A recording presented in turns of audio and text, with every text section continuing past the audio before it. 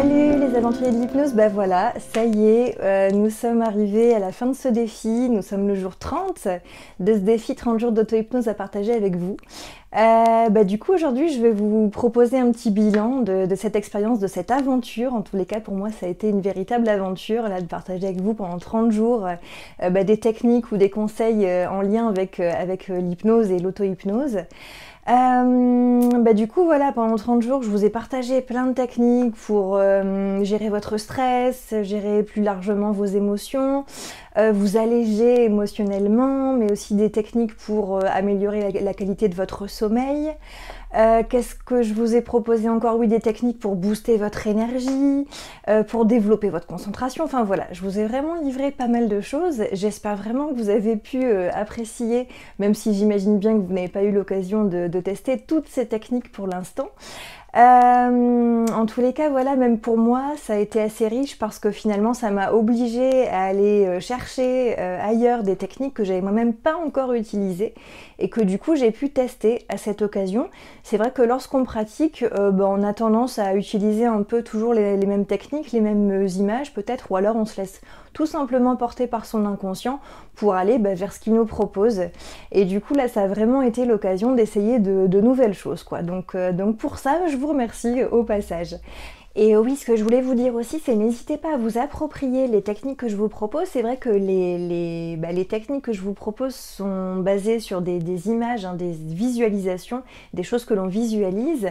Mais après, rien ne vous empêche de créer vos propres visualisations, vos propres images.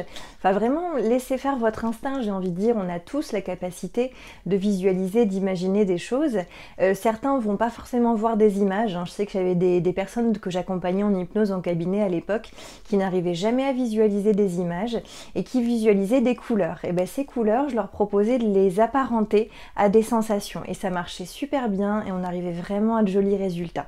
Donc vraiment, à vous d'adapter un peu tout ce que je vous propose à votre propre sauce. C'est comme ça que ce sera le plus efficace. Donc n'hésitez pas à faire comme ça.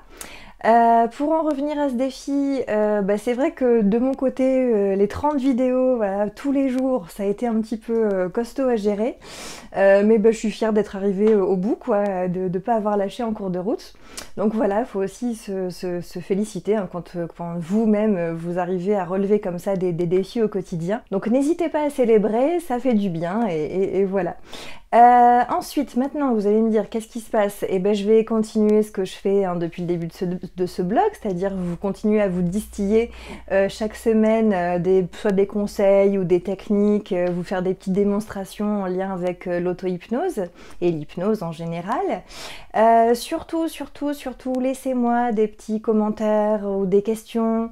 Enfin voilà, moi j'ai vraiment besoin de me nourrir de ce que vous me proposez, puis surtout j'ai besoin de savoir quelles sont vos difficultés, vos problèmes quand vous essayez à l'auto-hypnose.